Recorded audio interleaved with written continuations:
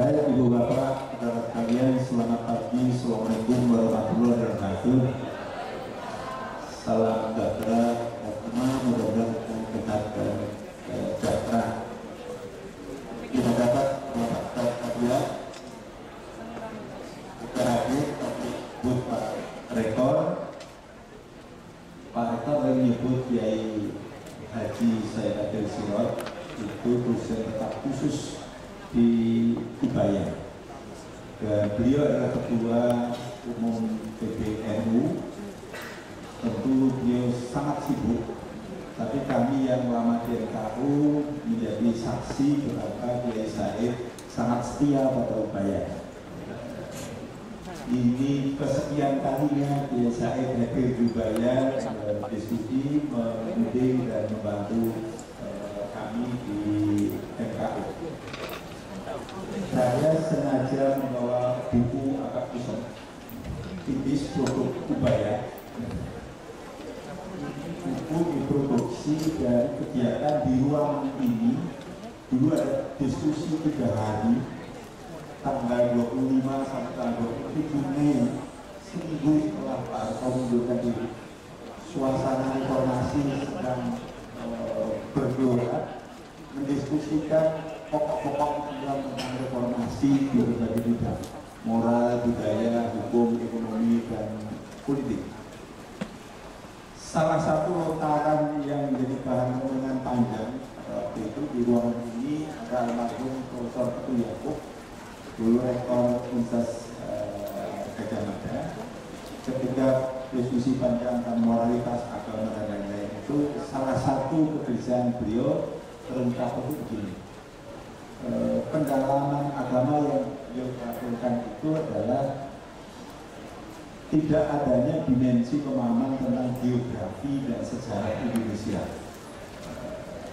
sehingga ajaran itu terlepas dari konteks, meskipun itu diberi label universal, tapi dengan mengabaikan kondisi geografi dan sejarah Indonesia itu bisa dirasakan sebagai kekerasan kultural. Terlebih-lebih yang beliau lakukan, kalau yang dilabeli universal itu pada dasarnya juga mengandung unsur partikular. Karena itu yang ditawarkan waktu itu mendiskusikan terus-menerus mencari solusi antara yang universal dan partikular itu. Dan NKU beruntung selalu memperoleh bimbingan nasihat dari Kiai Said, sehingga desain perkuliahan di Universitas Surabaya barangkali bisa dibandingkan agak beda dengan di berbagai perguruan tinggi yang lain. Kita selalu ramah dengan berbagai macam perbedaan. Forum ini semua bisa disebut Kiai, tapi santrinya Kiai, tapi juga latar belakangnya sangat beragam.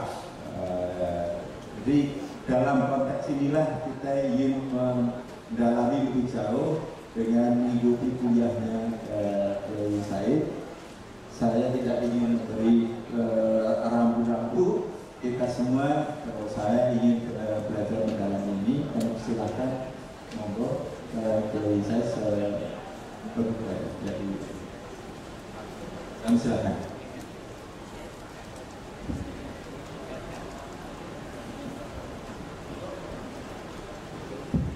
Assalamualaikum warahmatullahi wabarakatuh.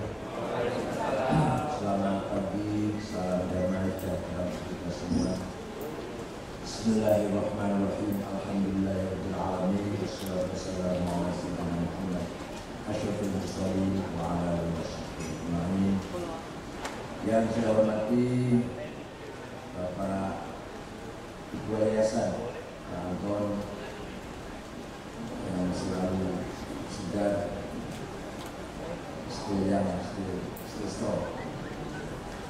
Ahmad Tono, sahabat saya, Pak Rektor, Pak Rektor aja ya, Profesor Rektor, akhirnya Pak Rum, namanya Pak Rektor namanya siapa? Bantu nih Pak Rum. Para teman Rektor, Pak Agus, teman-teman mahasiswa, Mas Moderator. Kalau mau bicara singkat, Islam Nusantara Islam bukan Arab. bukan Islam gamis, bukan Islam jidat hitam, bukan Islam jenggot. Udah selesai jawabannya. Islam Nusantara, Islam bukan Islam jenggot, bukan Islam jidat hitam, Cina ada hitam-hitamnya itu, dan bukan pula Islam gamis. Jadi mari kita tarik ke belakang sampai jauh. Sebelum Islam datang ke Nusantara ini, nenek moyang kita sudah memiliki budaya yang sangat kaya, sangat beragam.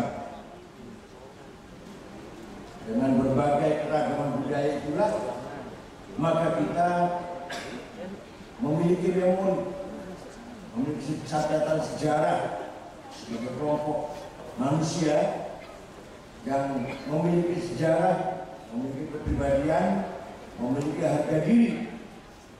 Ketika itu barangkali agamanya Kapitayan yang sudah mengesahkan Tuhan, Sanghyang Widi, Sintan Kunoke, Noe Opo, dan Ono Malah Tudu sebelum kedatangan Hindu dan Buddha. Hanya Tuhan satu, hanya tidak jelas namanya siapa. Itu aja. Tuhan satu, tapi namanya tidak jelas. Nusantara dulu dalam buku-buku kuno klasik berbahasa Arab disebut Juzur Syayatin, kepulauan setan, karena ketidaktahuannya mereka, para penulis Timur Tengah, para penulis Islam, tentang Nusantara ini, tentang kepulauan ini. Tapi ternyata ada kajian belakangan bahwa teori Darwin, evolusi Darwin pun ketika menyebut sebuah fase namanya orang hutan, itu sudah menjadi bahasa internasional. Orang hutan, bahasanya bukan orang hutan. Artinya apa? Boleh dibilang cikal bakal manusia dari Jawa ini, dari Nusantara ini, cikal bakal manusia. Justru istilah orang hutan itu menjadi bahasa internasional.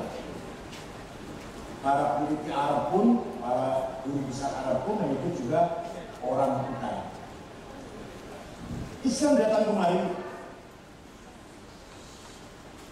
Pertama ada Kiai Subakir namanya.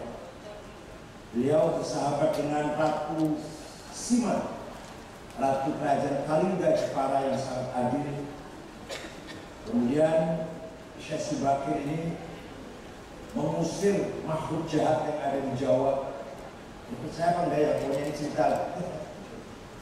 Diusir ke Laut Selatan, dibuang ke Laut Selatan. Karena tugas dari sana memang begitu. Setiap ada pelancong dari Persia di Jawa, pasti banyak yang mati. Dan kembali ke Persia sedikit. Ada apa di Jawa ini? Ternyata banyak makhluk jahatnya, banyak demitnya kira-kira. Syekh Subakir membawa misi itu untuk membersihkan kepulauan Jawa dari makhluk yang jahat.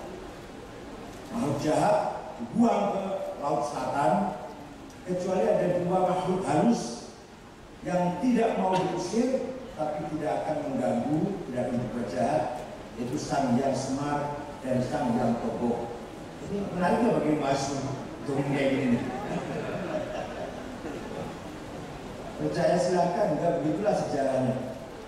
Dengan Syekh Ahmad Subakir, kemudian beliau wafat, dikubur banyak pendapat yang berbeda-beda. Ada yang mengatakan dikubur di Magelang, belum tidak, tapi yang benar sejarah yang peneliti di Wajo, Sulawesi Selatan. Makamnya Syekh Ahmad Subakir, pertama kali tokoh muslim, ulama datang di Jawa.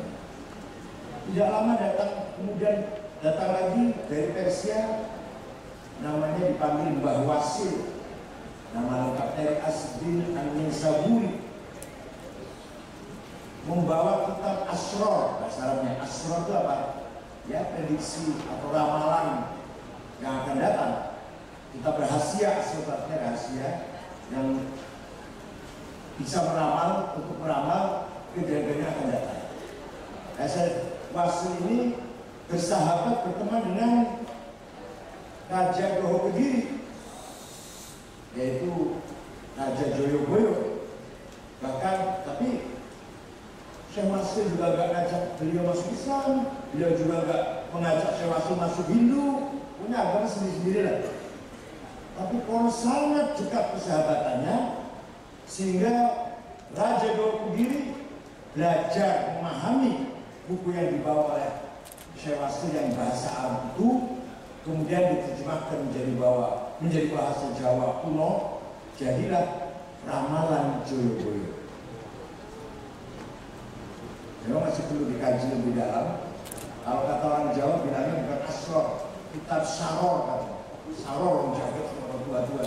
Padahal bahasanya benar kitab asror, rahasia yang untuk meramal memahami masa yang akan datang yang akan terjadi.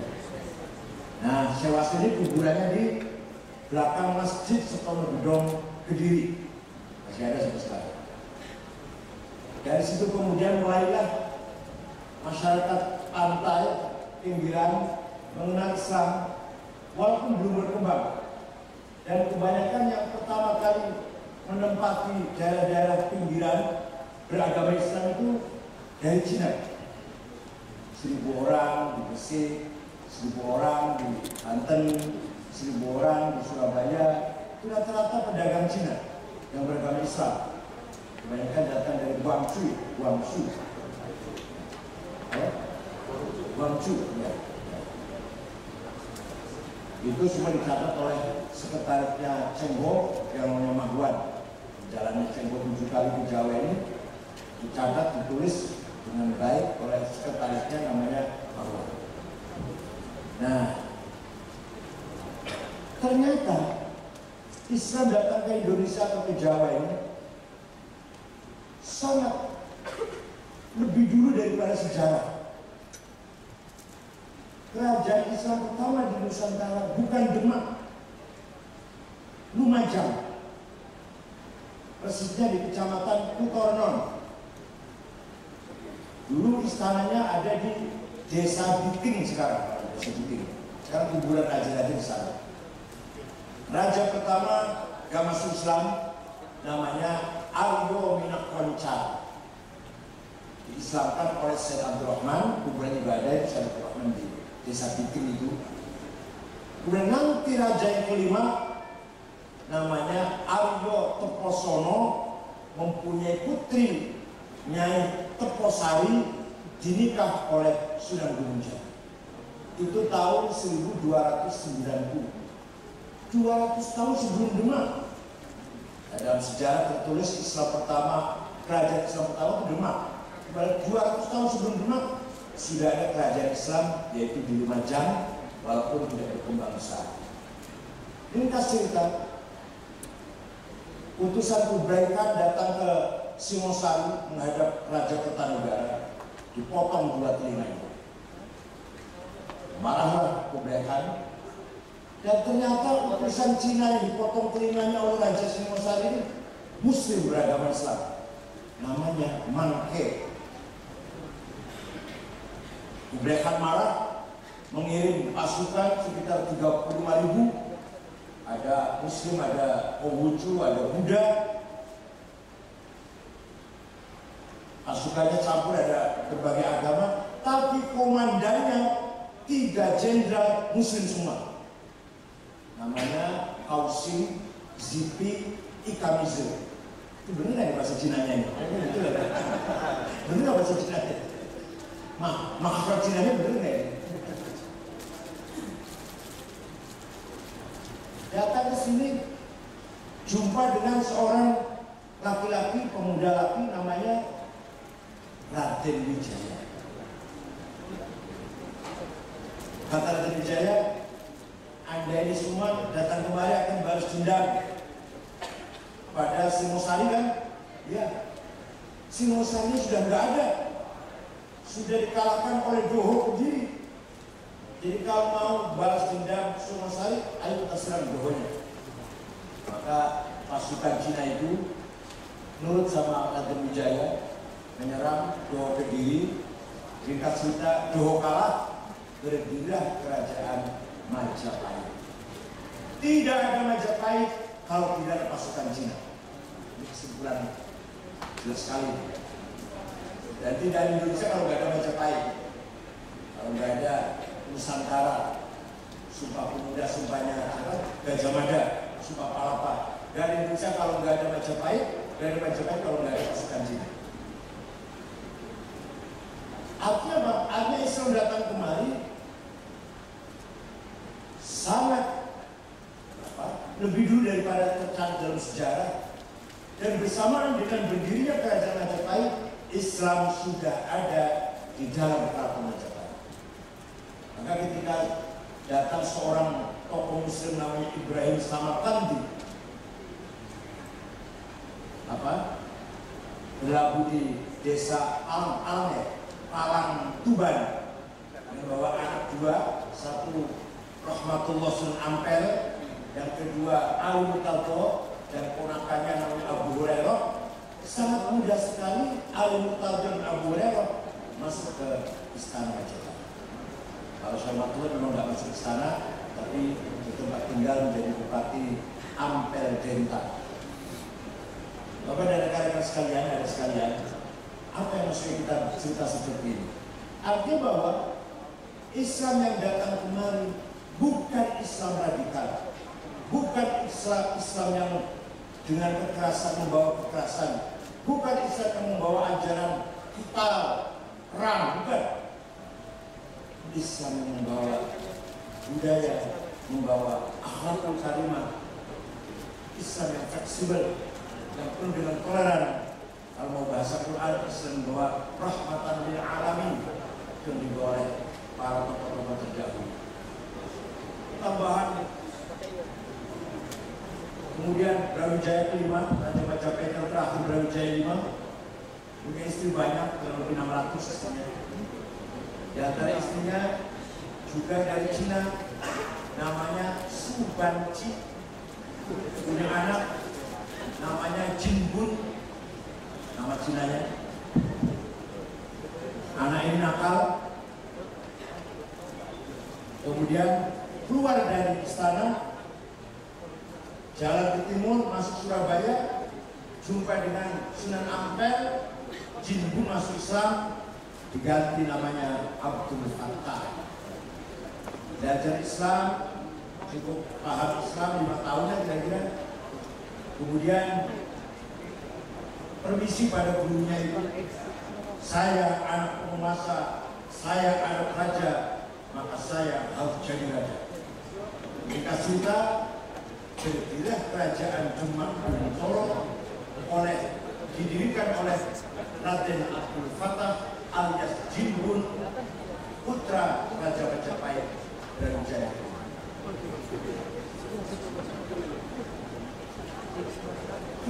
Tidak lama, cepat sekali. Mohon maaf kalau ada yang agama Hindu. Orang-orang Hindu simpati pada Islam, simpati pada Demak. Kalau ikut Demak dipanggil santri, sahabatnya akhlak mulia, janji tepat, tidak uang 2 minggu ya 2 minggu, atau 1 sekarang 1 bulan. Akhlak yang mulia, hormat orang tua, hormat guru. Kayak saya udah yang sebawahnya, masyarakat kecil itu tipologi santri. Di antara kelebihan dakwah yang disampaikan oleh para wali songo, hanya selama 70 tahun, yang tadinya Islam hanya dijumpai di pantai-pantai saja, pelabuhan, hanya selama 70 tahun ketika berdiri Dewan Wali Songo, Islam sudah mulai masuk ke pedalaman.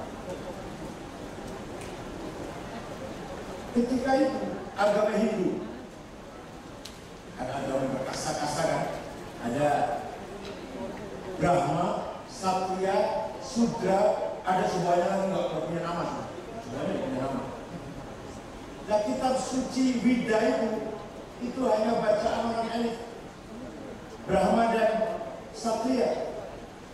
Rakyat kecil nggak boleh mendalami, memahami, membaca kitab suci.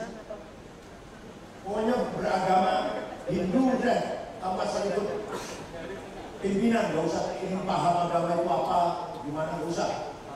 Jadi sebenarnya agama Hindu, agama kelas elit, rakyat kecil hanya ikut-ikutan KTP saja lah kira-kira itu. Tapi sama sekali tidak meresap dalam hati mereka apa itu arti beragama. Datang agama Islam memerintahkan semua umat Islam, baik kelas elit maupun kelas kecil, kelas rendah, grassroots, harus bisa baca Quran dan silahkan memahami nilai-nilai Al-Quran. Ini menjadi sifat orang Jawa. Orang Hindu tidak boleh rakyat kecil menggunakan kata insun. Itu milik raja, itu insun itu. Kalau rakyat kau dalam sampean dalam, artinya apa sampean dalam? Debu yang ada di kaki Anda. Sampai ada debu yang ada di kaki. Insun itu bahasanya raja. Gak boleh orang kecil ngomong insun.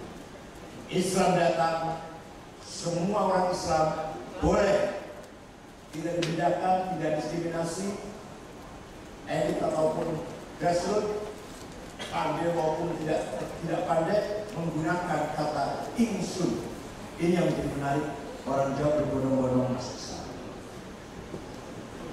Setelah berdiri kerajaan Demak, ayahandanya Brawijaya V kaget betul.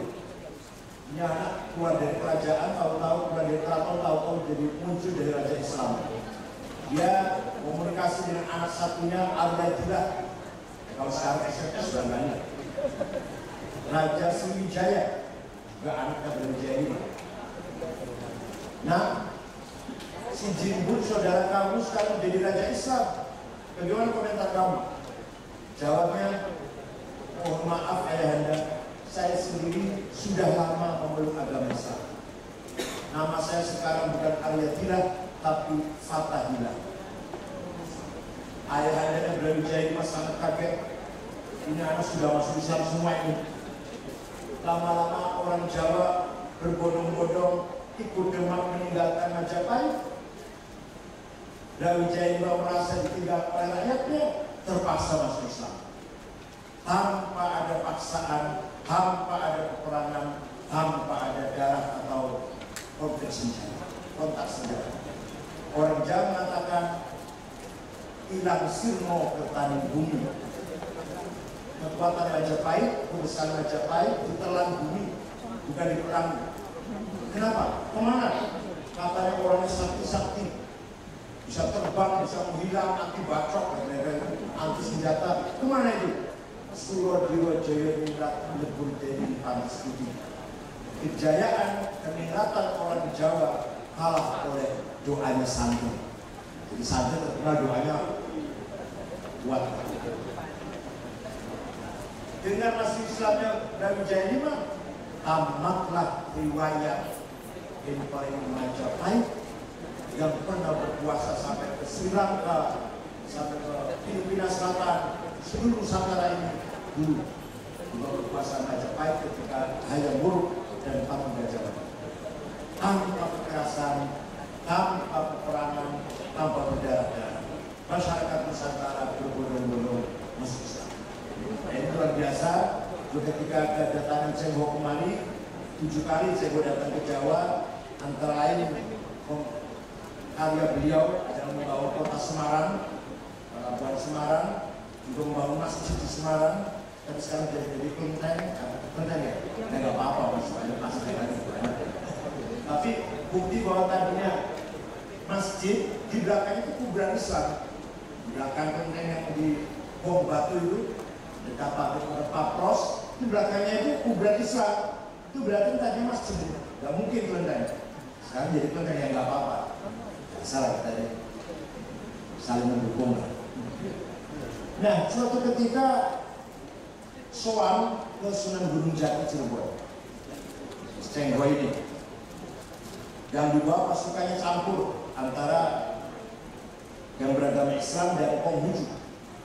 Sampai ke Cirebon, yang Islam dipersilakan istirahat di dataran tinggi namanya Gunung Jati, yang Konghucu di dataran tinggi sebelah selatan namanya Gunung Talang. Sampai sekarang kelenteng paling tua di Cirebon di Gunung Talang. Sampai sekarang saya Gunung Talang. Nah, di antara rombongannya Cheng Ho ada perempuan yang cantik namanya Ong Ting. Dan Cina cantik semua Cina. Dinikah oleh Sunan Gunung Jati. Setelah dinikah terjadi ketegangan dalam keluarga. Istri tua rupanya agak cemburu. Maka istri muda Ong Ting diberi tempat agak ke selatan 28 kilo. Tidak lama mempunyai keturunan, anak beranak, anaknya kuning-kuning, maka disebutlah daerah itu Kuningan, sekarang Kabupaten Kuningan. Itu karena dulu Ong Ting tinggalnya di situ. Dan sampai sekarang kalau Bapak ziarah ke Gunung Jati, di sini tempat berdoa orang Islam, pintu besar, di sebelah kiri ada pintu kecil, dipersilahkan orang-orang Tionghoa berdoa di situ dengan membakar. Iya. Sampai sekarang silakan kalau ingin membuktikan. Jadi betapa dulu masalah agama justru untuk meningkatkan kualitas budaya kita, justru ingin meningkatkan kualitas kepribadian kita, bukan malah menjadi alat permusuhan atau alat ketegangan satu sama lain. Agama datang, agama Islam terutama ya, agama Islam datang justru untuk mempertahankan budaya, memperkuat budaya, melebur dengan budaya. Islam yang kuat, budaya pun menjadi langgeng. Ini Islam yang dibawa para wali songo yang saya maksud dengan Islam Nusantara. Kebetulan menjadi tema besar Muktamar Jombang yang mendapatkan respon yang luar biasa. Tiada hari tanpa komentar di koran. Balik ini nggak punya koran besar, tapi alhamdulillah setiap akan Muktamar koran isinya berita Muktamar NU ya. Dan Muktamar Jombang pun agak hangat sedikit ya, apa-apa. Setelah nomor 2 setelah Cipasung lah, kehangatan Muktamar Jombang, nomor 2 setelah Cipasung. Betapa Harto nggak mendaki Gus Dur jadi ketua umum. Walhasil Islam Nusantara adalah Islam yang melebur dengan budaya, Islam yang menghargai, menghormati budaya, sehingga Islam itu menjadi ramah, menjadi rahmat dan santun, anti kekerasan. Ini yang perlu kita pertahankan. Di saat-saat era globalisasi, hampir kita kehilangan kepribadian, kehilangan jati diri, terutama umat Islam, kehilangan harga diri. Kalau tidak kita pertahankan satu kekuatan benteng, tinggal satu, kita pertahankan budaya Nusantara, budaya kita, waris dari leluhur kita, dan kita beragama Islam. Jadi menurut istilahnya Gus Dur ini, kita ini orang Indonesia yang beragama Islam, bukan orang Islam yang ada di Indonesia. Itu namanya turis. Orang Islam ada di Surabaya, turis itu. Kalau yang benar itu kita ini orang Surabaya beragama Islam, yang benar. Kalau orang Islam berada di Surabaya, turis itu, bertamu itu, tamu gitu. Jadi sangat besar sekali dan sangat luar biasa sekali. Kiai Haji Hasyim Asy'ari jauh sebelum NU dideklarasikan, jauh sebelum NKRI lahir tahun belasan setelah Muhammadiyah lahir, Kiai Hasyim mempunyai Muhammadiyah konsepnya Islam reformis, Islam reformasi. Kalau Kiai Hasyim tidak, visi misi adalah ingin mensinergikan antara ukhuwah Islamiyah dan ukhuwah wataniyah, semangat Islam dan semangat kebangsaan. Islam saja belum tentu bisa mempertahankan keutuhan umat ini. Watoniyah saja, nasionalisme saja, tanpa Islam tidak ada nilai, tidak punya roh, tidak punya spirit. Dua-duanya harus disinergikan. Luar biasa Mbak Hasyim Asy'ari dulu ini, ketika Kiai itu maksudnya negara Islam masih gitu kan, semangat Kiai itu dulu. Para ustaz bencinya terhadap penjaga, Kiai Hasyim Asy'ari dengan tenangnya membangun sebuah pemikiran besar, antara Islam dan nasionalisme tidak boleh dipertentangkan. Itu sebab Pak Hasyim Asy'ari mempunyai visi seperti itu ketika di sana Khilafah Utsmaniyah di Turki sedang dirongrong pada akhir-akhir masa keberadaan Khilafah Utsmaniyah. Begitu lahir muncul mazhab Wahabi yang ekstrem dan radikal didukung oleh gubernur Najd namanya Muhammad bin Su'ud, pendiri Wahabi namanya Muhammad bin Abdul Wahab At-Tamimi. Jangan lupa nih, At-Tamimi, di mana Tamimi itu radikal. Salim bin Mubarak Tamimi juga yang ngerepot anak-anak pergi ke Suriah bergabung ISIS itu, anak malam di Pasuruan namanya Salim bin Mubarak At-Tamimi. Ngakunya namanya Abu Jandal yang nantang Pak Muldoko, Pak Sutarman, Bansen, tantang juga kan lewat itu.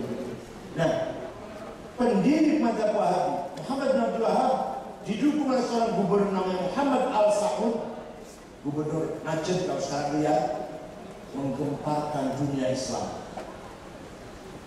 Ketika mereka melakukan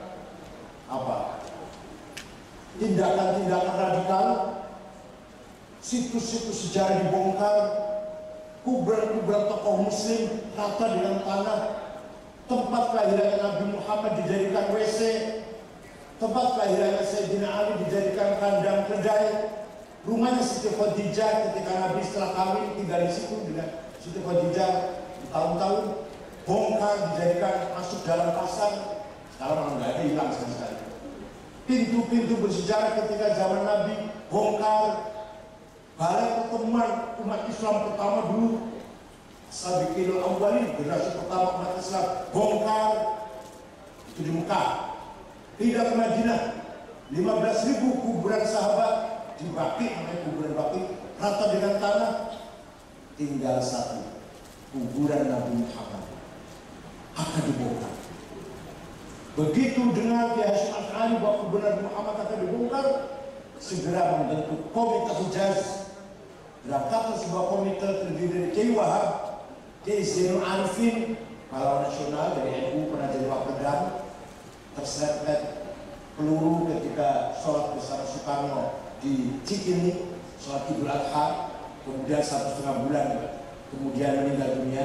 Kiai Zainul Arifin dari Baros, mana? Sumatera Utara, tokoh NU pahlawan nasional pertama itu.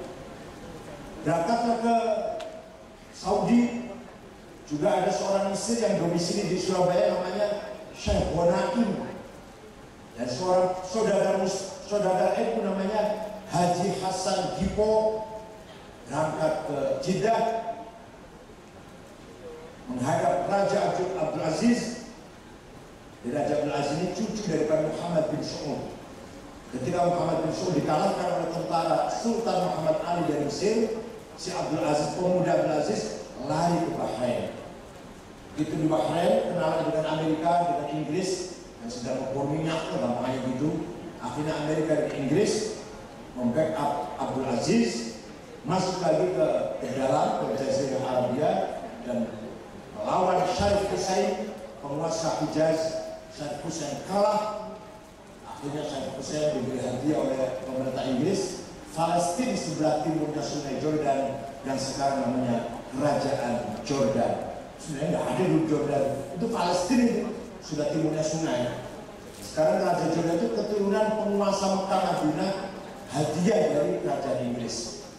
Setelah ini dikuasai oleh Kerajaan Saudi Arabia, yang dulu Muhammad bin Saud ini gubernur, sekarang dideklarasikan menjadi raja dan memisahkan diri dari Khilafatul Utsmaniyah.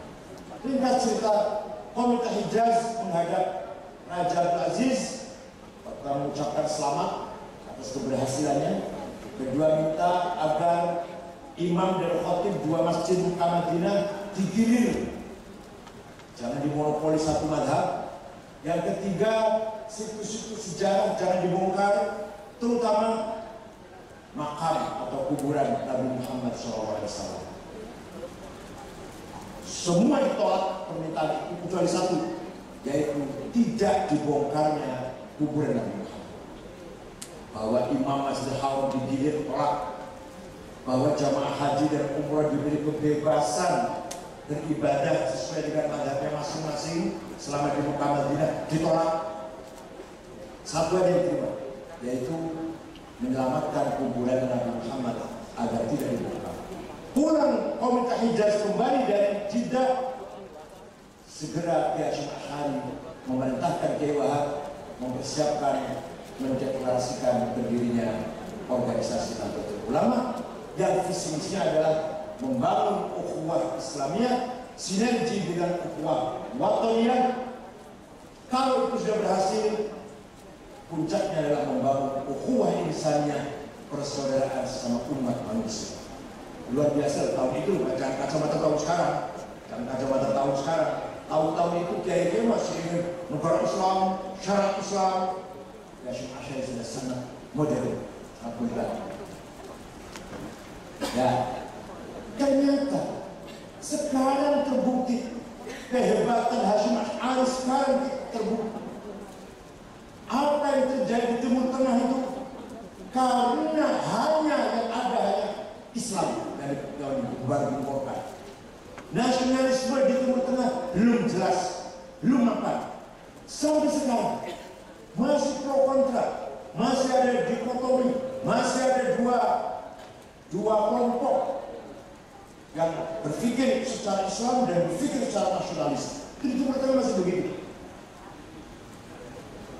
Di Indonesia alhamdulillah NU, Muhammadiyah, Syarikat Islam, Al-Irsyad, TUI, Robito Alawiyah, 12 ormas yang lahir sebelum negara ini berdiri semua sepakat bahwa negara ini negara kebangsaan.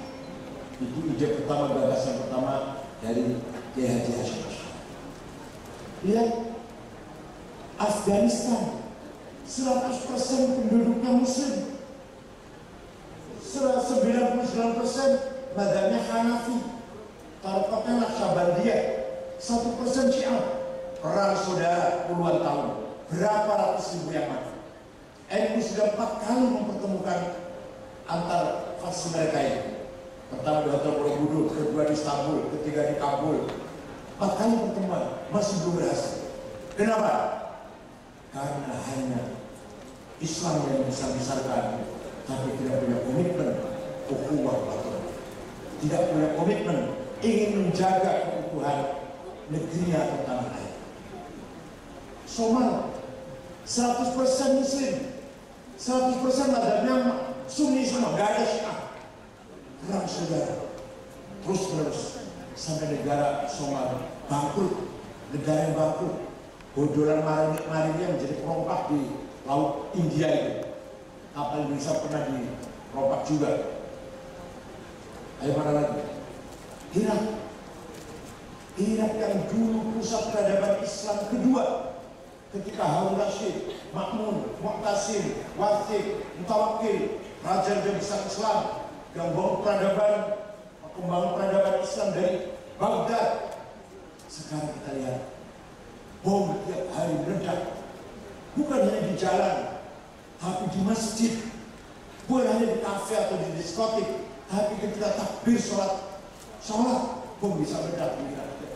15, 20, 50 korbannya. Kalau dijumlah sejak tahun 2006, sejak setelah Saddam Hussein dieksekusi tahun 2006 sampai sudah hampir 1 juta nyawa menghilang, gak jelas itu apa ya. Suriah sudah 5 tahun konflik, sudah 300.000 lebih yang mati. Islam semua itu, ya ada sedikit non Muslim, sedikit sekali. Arab semua itu, non Muslim pun berbahasa Arab sana, bangsa Arab. Konflik yang tidak berkesudahan, sudah hampir 300.000 di Suriah. Damaskus yang dulu peradaban Islam pertama sebelum Baghdad ketika kita sedang dimana. Yaman sudah 1 tahun, hampir 5.000 sudah yang mati. Ini yang jelas nih, kalau enggak diketahui mereka lebih dari itu semua. Dari Damaskus, dari Baghdad, penduduk hijrah ke Eropa, bukan akan mencari pekerjaan atau akan meneruskan studi, bukan, tapi menyelamatkan nyawa. Kalau tidak lari meninggalkan negerinya, mati ancamannya. Dengan tantangan sangat luar biasa, yang mati tenggelam di Laut Tengah ribuan sudah. Yang akan masuk ke negara Eropa dipersulit atau disiksa dulu lah, juga tidak kurang-kurang. Itu Islam Timur, Islam Arab itu.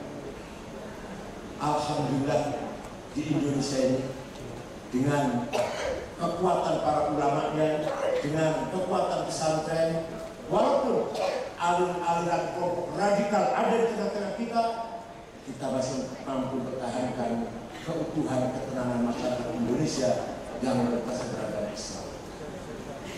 Kalau kita harus tahu beberapa kelompok yang harus kita kenal, yang bukan berarti kita anggap mereka bahaya, ada yang bahaya, ada yang belum. Pertama, Tarbiyah namanya. Ini kelompok ini alumni Mesir Kairo mengkaji, membedah, menerjemah buku-buku Ikhwanul Muslimun. Maka lahirlah kelompok Tarbiyah dan agendanya, cita-citanya ingin menerapkan syariat Islam di negara Indonesia. Negara itu Indonesia, yang merubah negara Islam tidak, tapi konstitusinya syariat Islam. Ini jelas resmi di bawah partai PKS. Yang kedua, Jamaah Tabligh wal Khuruj Jaulah. Itu didirikan oleh ulama India namanya Muhammad Ilyas Dahlawi.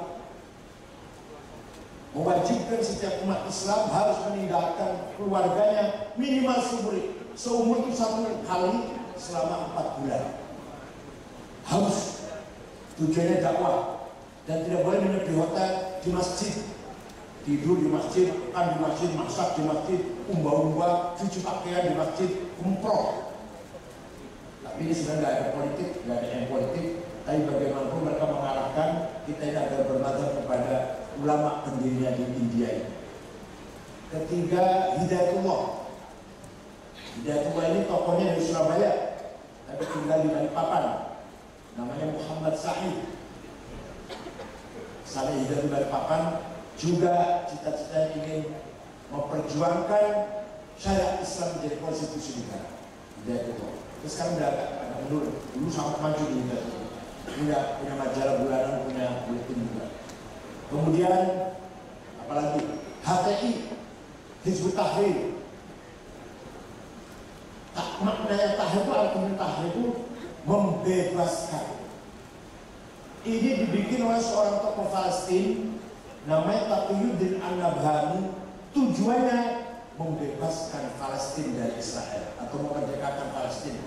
Setelah tokoh pertamanya meninggal, penggantinya belok, bukan lagi memperjuangkan Palestina, tapi ini mendirikan khilafah, konsep pemimpin Islam yang sentralistik itu, ingin membuat khalifah zaman Abu Bakar, Umar, Utsman, Ali. Itu ada di kita di tengah-tengah Indonesia. Ketuanya Ismail Santo dari Majinan, sekretarisnya Khotot. Kalau Pasuruan jadi jenengan asalnya Gatot. Di sekolah Islam sedikit Khotot. Jadi Gatot jangan asal. Karena supaya kelihatannya Islam betul diganti Khotot. Kemudian ada lagi Syiah. Syiah ini secara kultur, begitu Islam datang dari Persia, datang kemari, sebenarnya sudah membawa budaya Syiah.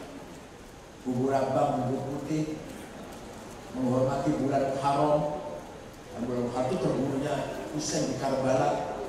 Itu budaya. Tapi Syiah secara resmi sebagai madhab datang kemari dibawa oleh Habib Hussein Al-Habsyi Bangil yang mendirikan Yayasan YAPI, pendidikan Islam, dibantu oleh Dr. Hadi Al-Hadi dan Dr. Suherman.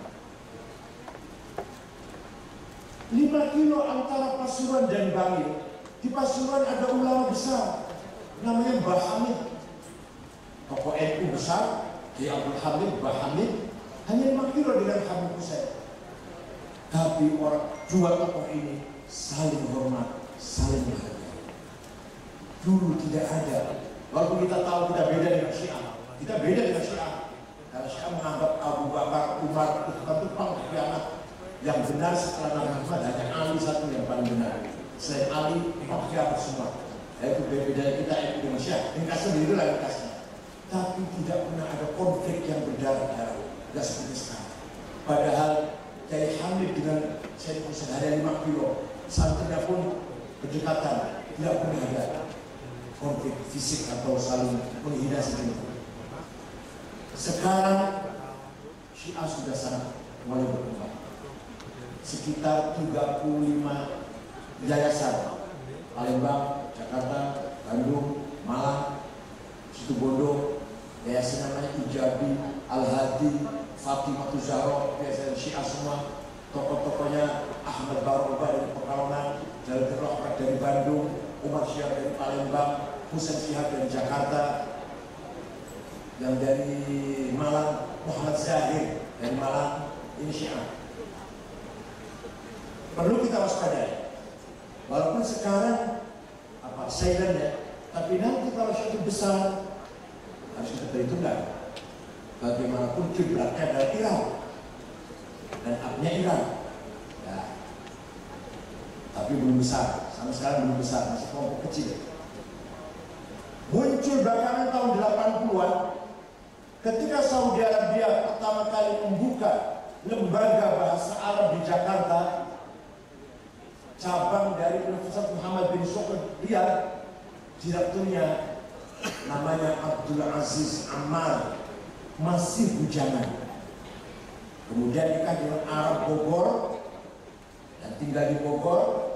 Melalui dialah aliran-aliran dana masyarakat Saudi mengalir deras ke Indonesia, membangun beberapa yayasan-yayasan Wahabi yang radikal. Di Surabaya, Yayasan Ainul Fitrah, Al-Fitrah, ketuanya Ainul Harith di Jalan Arif Rahman, Bungkol nomor 2630 Perumahan Galaksi. Di Jember, Yayasan Al-Faruq, ketuanya namanya Amin Rojak, dari Bondowoso, Jalan Danau Toba, Jember. Mataram, Yayasan Umar bin Khattab. Cirebon itu daerah saya, tadi Cirebon Selatan, kalau saya utara. Yayasan As-Sunnah, ketuanya namanya Salim Bajri. Yang alumninya 3 pelaku bom bunuh diri. Kalau alumni pesantren NU hafal Quran, kalau ini hafal merakit bom. Satu ngebom masuk Polres Cirebon ketika takbir Allahu Akbar akan sholat Jumat. 2 namanya Saifuddin dari Pekalipan Kota Cirebon. Yang kedua Syarifuddin ngebom Hotel Scout di Jakarta dan masuk bom melalui top bunga. Itu anak Desa Manis Lor, Kecamatan Jalaksana, Kuningan. Yang ketiga dari Rosari perbatasan Jawa Barat Jawa Tengah, namanya Ahmad Yusuf, ngebom gereja Peter di Solo. Ini semuanya alumni pesantren Wahabi As-Sunnah yang ada di Cirebon. Mulailah Wahabi semakin kuat ketika Presiden Habibie memberikan ampunan pada seluruh pelarian politik, silakan kembali dengan aman. Maka pulanglah Mbah Yai Abu Bakar Ba'asyir, Mbah Abdullah Sungkar yang dulu dikejar-kejar sama Orde Baru karena NII, M11 istilahnya, pulang kemari. Begitu pulang langsung membangun organisasi di Jogja namanya Majelis Mujahidin. Dan beberapa tokoh yang lain, ada Baswedan, ada Ja'far Talib itu, lama-lama pecah. Akhirnya Mbak Abu Bakar Ba'asyir mendirikan sendiri namanya Ansarut Tauhid. Ja'far bin Thalib, Jogja. Itu Al-Irsyad, sempalan Al-Irsyad. Itu pecah dari 2. Ada Al-Irsyad yang masih KRI lah, yang masih 4 pilar. Ada Al-Irsyad namanya Perhimpunan Al-Irsyad. Tokohnya di Surabaya Khalid Bawazir yang punya sarung cap mangga, tokoh Al-Irsyad keras Wahabi. Kalau Al-Irsyad yang asli Abdullah Judai dari Pekalongan, ketuanya Al-Irsyad yang masih NKRI lah, lahir sebelum NKRI berdiri. Tapi Al-Irsyad Sempalan namanya Perhimpunan Al-Irsyad. Tokoh di Surabaya Khalid Bawazir yang punya sarung cap mangga. Kakaknya Khalid Bawazir adalah Muhammad Bawazir, bos minyak di Petral bersama Hatta Rajasa dan Purnomo Yusuf itu bisa Muhammad Bawazir. Itu kakaknya Khalid Bawazir. Ketua Al-Irsyad Sempalan namanya Yusuf Ba'isa Umar Baswe. Itu tokoh-tokoh Perhimpunan Al-Irsyad. Ini uangnya luar biasa, dananya luar biasa, punya kebun sawit, punya batu bara. Di Lampung ada namanya Yazid Jawas, biasa namanya Ulil Albab, pernah mengadakan seminar, temanya aliran Islam sesat. Gambarnya ada 3 orang, 1 Mirza Ghulam Ahmadiyah, 2 yang aku Nabi itu di Jakarta itu perempuan. Yang ketiga gambarnya siapa? Kiai Haji Hasyim Asy'ari. 3 tokoh pembawa Islam sesat. Itu yang akan ada seminar yang namanya Yayasan Ulil Albab, ketuanya namanya Yusuf Jawas, Yazid Jawas. Di belakang Ciganjur, di belakang rumah saya 1 kilo, Lenteng Agung, ada yayasan namanya As-Soffah, ketuanya namanya Farid Uqbah Abdurrahman. Dua tokoh ini keluar penjara 1,5 tahun terlibat membom hotel Atrium. Mereka ada di kanan kiri kita, mereka di tengah-tengah kita. Ada yang lewat Ahmadiyah, Ahmadiyah itu menganggap setelah Nabi Muhammad ada nabi lagi namanya Mirza Ghulam Ahmad dari Odian, India, yang membawa ke Indonesia kakeknya Menteri Perdagangan Gita Wirawan. Itu kakeknya yang bawa Ahmadiyah kemarin tahun 1925 di Jogja, bawa ke Jogja. Tapi dulu walaupun kita tahu Ahmadiyah tidak ada sesat karena menganggap ada nabi setelah Nabi Muhammad, ada wahyu setelah Al-Quran. Semua orang Islam menganggap sesat itu. Tapi tidak pernah kita konflik berdarah-darah. Belakangan ini saja mulai terjadi sering konflik berdarah-darah. Sampai ada nyawa juga, korban nyawa di Banten, di Ciketing. Nah itulah ormas-ormas yang ada di kelompok-kelompok yang ada di kita, di tengah-tengah kita, bersama-sama kita, yang harus kita pahami, yang harus kita waspadai. Sebentar kalau mereka kuat, kalau mereka sudah mempunyai kekuatan yang kuat, nah yang kita sayangkan, di tengah-tengah tentara pun ada yang Islam ekstrem. Almarhum Z.A. Maulana, kepala Bakir, itu Islam keras. Satu lagi paling tahu, Kiflan Z. Satu lagi Syamsul Ma'arif dari Pare Kediri. Satu lagi Sudi Silalahi, itu yang membackup kelompok MTA di Solo, kelompok Majelis Tafsir Al-Quran, tapi bukan tafsir Quran, tafsir provokasi lah sebenarnya, bukan tafsir Al-Quran, kajian Al-Quran. Punya televisi. Dari televisi Islam Radikal ada 6. Televisi Islam Radikal ada 6. Al-Wisol, Al-Ummah, Al-Insan, Al-Roja, MTA, TVN, alhamdulillah TV 9 yang masih becek-becek itu, TV Aswaja, ada lagi TV-nya Yusuf Mansur. Yusuf Mansur NU juga, walaupun bukan aktivis NU, bukan kader pimpinan NU, bukan, tapi dia anak NU dari Banten. Yusuf Mansur punya televisi bagus dia, pribadi dia, usaha sukses. Ada lagi Kompas juga punya channel namanya Islam Nusantara, juga yang isi selalu anak-anaknya orang. Walhasil, menurut saya hanya dengan konsep Islam Nusantara Indonesia bisa selamat, bisa bertahan, bisa mempertahankan jati dirinya di tengah-tengah era yang sangat carut marut ini. Belum lagi ekstrem kiri, sangat sekuler, sangat menganggap agama itu nggak penting lah. Agama itu hanya urusan pribadi dengan Tuhan, nggak usah disosialisasikan, nggak usah dimasyarakatkan. Agama itu urusan pribadi. Juga sangat besar. Aliran-aliran itu datang dari Prancis, datang dari Kanada. Di Prancis itu tiap hari orang mencaci maki Yesus juga boleh, orang mencaci Muhammad juga boleh, tiap hari juga boleh. Pemerintahnya nggak berkutik. Beda dengan Inggris. Kalau Inggris ada tempat tersendiri, apa namanya itu, apa namanya itu, itu boleh itu mencaci maki siapa. Keluar dari taman nggak boleh. Tapi kalau di Prancis, di setiap tempat silakan mau nyaci maki Yesus, mau nyaci maki Muhammad. Nah, ini namanya Prancis, maka mudah sekali dari sasaran teroris. Sedikit tentang ISIS atau Al-Qaeda dulu. Al-Qaeda sudah nggak ada sih ya. ISIS saja langsung ya. ISIS itu bikinan Amerika. Asal mulanya kecil saja. Berpusat di kota Mosul. Kota Mosul itu adalah jalan raya dari Iran menuju Suriah menuju Turki. Kenapa di situ? Untuk menghadang kalau tentara Iran akan membantu Bashar Assad di Suriah. Itu aja tujuannya saja.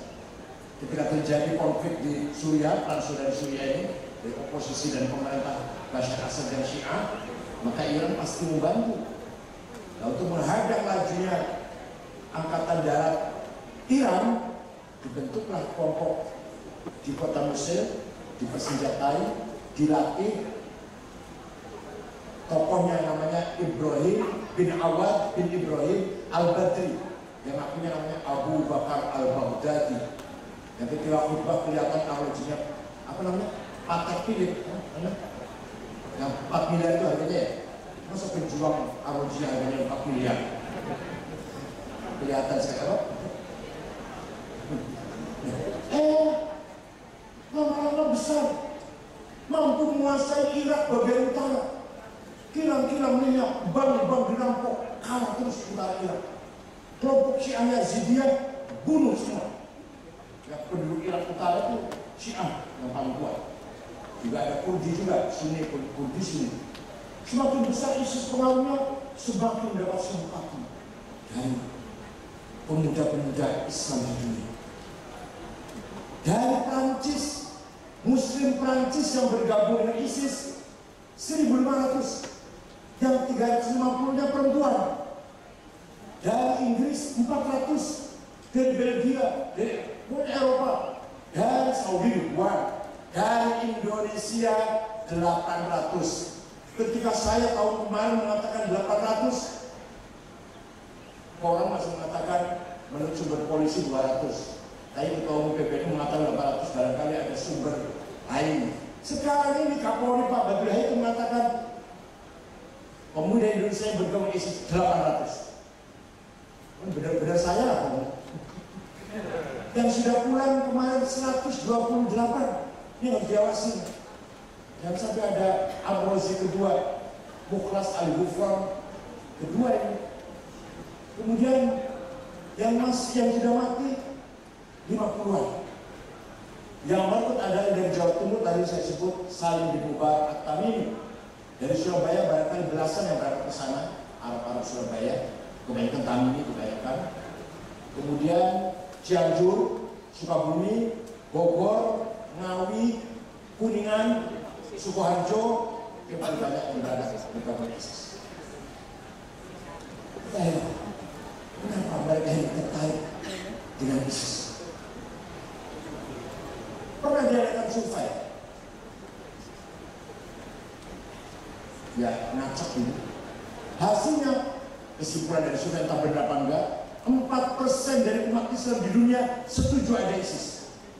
4% dari umat Islam sedunia. Bayangkan. Kalau keberadaan di Timur Tengah agak maklum. walaupun tidak kita tolerir, tapi kita ada maklum. Setiap hari masyarakat Islam Timur Tengah melihat kejahatan Israel. Setiap hari desa Palestina direbut Israel. Setiap hari, setiap saat perempuan, anak kecil mati, dibunuh, ditembak oleh tentara Israel atau polisi Israel. Pemerintah-pemerintah Arab tidak berkutik sama sekali. Muncullah kelompok anak muda ini dan ingin mencari jalan pintas, sudah tidak percaya dengan pemerintahnya. Itu dia Arab. Kalau kita nggak ada apa-apa kok. Kita ini nggak ada apa-apa, kenapa kita ikut-ikut ekstrem radikal kayak gitu? Jadi kalau di Arab agak maklum lah, kita agak maklumnya, agak mengerti kenapa sampai lahir kelompok yang sangat radikal. Tanggal 18 Oktober kemarin, seorang kolonel Mossad Israel ketangkap di Baghdad. Namanya Yossi Sahab. Setelah integrasi oleh polisi, ada apa kamu? Ada apa kamu di sini? Apa kepentingan kamu di sini? Malah ada tugas melatih ISIS. Jadi kesimpulannya, ISIS itu mainannya Mossad Israel. Pernah ada drone tembak jatuh, juga ada simbol lambang negara Israel. Dijelaskan. Mohon maaf. Masih mending Al-Qaeda. Kalau Al-Qaeda sasarannya, mohon maaf nih, saya muslim sasarannya. Kalau Al-Qaeda, kalau ISIS enggak, siapapun yang tidak setuju dengan dia bunuh.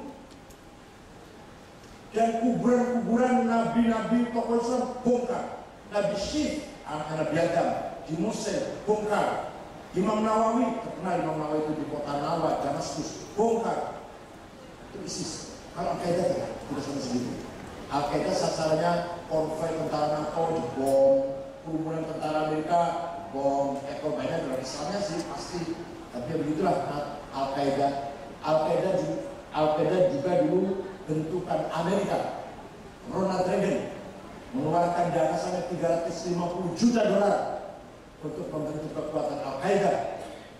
Dari membuka daftar pemuda-pemuda yang akan bergabung Al-Qaeda melawan Soviet.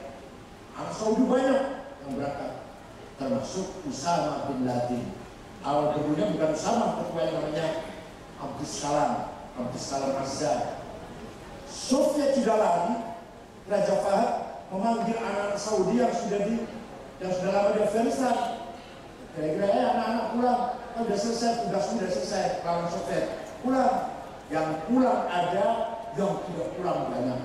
Yang tidak pulang antara lain Usama bin Laden. Dari Mesir apa namanya? Zahrawi.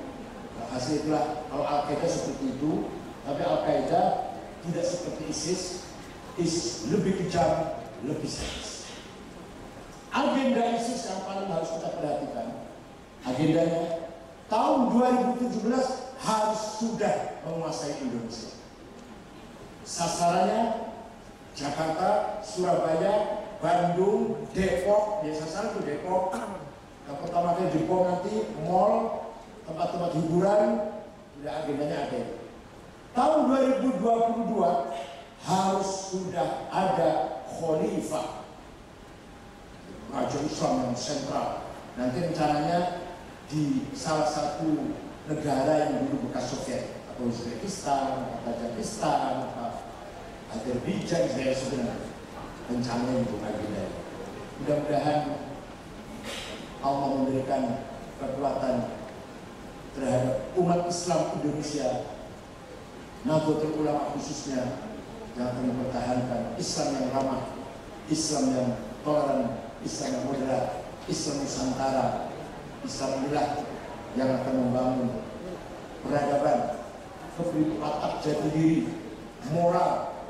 Kalau Pak Jokowi melakukan revolusi mental, maka harus kerjasama dengan Nahdlatul Ulama. Nah, ya dari sisi mental ya, moral. Alhamdulillah, Pak Jokowi waktu kampanye, kalau saya jadi presiden akan ada hari santri nasional, yaitu tanggal 1 Muharram. Saya jawab, Pak, Kalau 1 Muharram, tahun baru Islam ini, umat Islam sedunia itu. Kalau hari santri, pilih hari di mana peran santri sangat menonjol. Kapan terjadi? Tanggal 22 Oktober. Di mana resolusi Jihad Hasyim Asy'ari dikeluarkan dan istilah membela tanah air hukumnya fardu ain. Sebenarnya individual seperti sholat itu, setiap orang yang kaya, yang miskin, yang besar, yang kecil, semua wajib salat bersama. Setiap orang juga wajib bela tanah air. Barang siapa mati demi bela tanah air, syahid. Barang siapa membela penjajah, bermain mata dengan penjajah, halal darahnya. Itu istilah Sudah Hasyim Asy'ari. Mengatakan kafir sih tidak. Ya Hasyim tidak mengatakan barang siapa membela penjajah kafir, enggak bahasa kafir, tapi boleh dibunuh walaupun dia masih tetap beragama Islam. Alhamdulillah, kemudian Presiden perintah Menteri Agama Pak Lukman sedang mengadakan diskusi diadakan di Hotel Salak Bogor. Semua ormas datang, narasumbernya saya, Pak Azumati Azro, Pak Abdullah Syarwani, mantan Dubes Libanon. Semua ormas sepakat tanggal 22 Oktober. Belakangan Muhammadiyah nggak setuju. Katanya khawatir menimbulkan dikotomi antara Islam santri dan Islam non santri. Nah, waktu resmian hari Kamis tanggal 20 Oktober di Tugu Proklamasi di hari Panglima TNI Pak Gatot, saya pidato saya, dan saya masih santri, bukan harus alumni pesantren. Asalkan orang itu beragama Islam, berakhlak baik, itu sudah santri. Maka saya contohkan Pak Nuh. Muhammad Nuh itu bukan keluar Boyo, bukan Jombang, TSD, SMP, SMA, ITS, Prancis, tapi Muslim, berakhlak mulia, berhati mulia, itu namanya santri. Itu satu. Yang kedua, tidak mungkin akan ada dikotomi. Kita udah biasa ada hari-hari yang dianggap nanti akan punya oposit tapi nggak menimbulkan apa. Hari buruh, nggak ada hari majikan. Hari guru, nggak ada hari murid. Hari ibu, nggak ada hari bapak. Raden Ajeng Kartini cuma satu orang juga. Satu orang bisa punya hari nasional. Nggak ada hari Sudirman, nggak ada hari Bung Karno, hari Muhammad Hatta. Nggak ada protes. Kita terima semua itu. Kita menerima dari Raden Ajeng Kartini. Apa cuma beliau yang berdasar? Tidak. Oleh karena itu, waktu pidato saya itu di proklamasi, saya jawab demikian. Silakan Muhammadiyah nggak setuju, tapi kita didukung oleh 12 ormas. Ormas Islam semua setuju tanggal 20 Oktober hari Santri Nasional. Karena waktu perang 10 November di Surabaya ini, memang mayoritas orang NU memang, tapi ada tokoh Muhammadiyah, Kiai Haji Mas Mansur, tokoh Muhammadiyah Surabaya ikut perang. Ada tokoh PUI dari Majalengka, Jawa Barat, namanya Kiai Abdul Halim, bukan orang NU, bukan PUI, ikut perang. Dan kalau dalam sejarah kan, Brigjen Malabi di hari pertama bom meledak, yang memasang bom itu prajurit yang tidak dikenal. Ternyata kita tahu belakangan sampai ke Biren, namanya Harun, yang masang bom di mobilnya Brigjen Malabi. Malabi mati, ajudannya mati, supirnya mati, Harun larinya kurang jauh, malah ingin tahu hasilnya kayak berkira mercon apa? Harun pun mati. Tapi ada cerita lagi, Harun tidak mati. Tadi disukan mati, kalau ketahuan masih hidup, itu sekutu akan mencari sampai di mana saja. Ada yang versi berbeda. Ada seorang pemuda Ansor naik ke hotel, atapnya Hotel Orient, sekarang Hotel Majapahit, menurunkan robek-robek bendera Belanda, ditembakin dari sana sini, yang nembak kurang pinter, sehingga dia selamat, nggak kena peluru sama sekali. Yang nembaknya kurang pinter, bukan. Itu namanya Cak Asy'ari namanya. Ansor Surabaya namanya Cak Asy'ari. Luar biasa. 10 November Hari Pahlawan Nasional, kita sekarang baru melek. Sebenarnya 10 November adalah Hari Pahlawan Santri. Korban puluhan ribu, 20 ribu mau berapa lah, itu rata-rata kiai dan santri, para kiai dan para santri. Insya Allah ke depan akan kita ulang lagi kajian sejarah supaya tidak ada yang miss dalam rentetan perjalanan sejarah bangsa ini. peranan kiai-kiai pesantren dan santri sangat menonjol, terutama di Hari Pahlawan Nasional.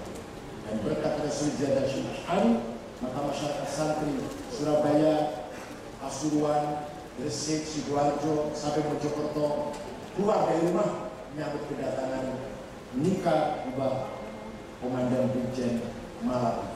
Tapi sebenarnya ada rahasia, ada satu banyak orang yang tahu. Di antara komandan batalion yang dari India, itu komandannya Letnan Muhammad Diyaul Haq. Begitu di medan perang, dia lari meninggalkan medan perang dan dapat dengan kiai-kiai. Ini saya jadi dukung oleh Inggris ini. Saya jadi dukung oleh Inggris. Daripada membunuh kiai-kiai, lebih baik pulang dari medan perang, pulang ke Pakistan, ke India, bukan Pakistan waktu itu. Muhammad Diyaul Haq ini yang kemudian hari menjadi presiden Pakistan, Jenderal Muhammad Diyaul. Ini antara lain mengapa pasukan Sekutu Marinir pengkhianatan dari pasukan India Diyaul Haq. Maka Diyaul Haq tercatat blacklist kapanpun harus dihabisi. Pesawat meledak berjalan dari Rawalpindi ke Lahore. Padahal di dalam pesawat itu ada dubes Amerika. Pintar kemana-mana bawa dubes Amerika kemana-mana. Tapi rupanya nggak ada jalan lain. Pesawat yang diledakkan, korban dubes satu nggak apa-apa. Yang penting Diyaul Haq mati juga. Ini kira-kira begitu mereka. Terima kasih. Satu jam lebih ya.